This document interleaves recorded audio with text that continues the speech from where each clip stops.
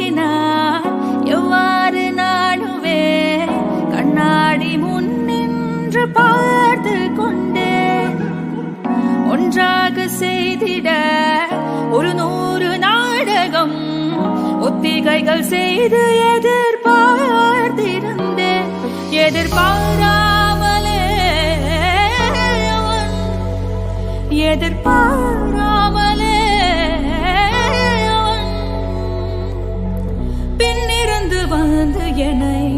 பம்பரமாய் சுழற்றி விட்டு உலகுண்ட பெருவாயில் எந்தன் வாயோடு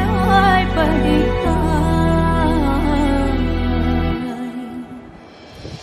இங்க பூலோகம் என்றொரு பொருள் உள்ளதை இந்த பூங்கோதை மறந்தால்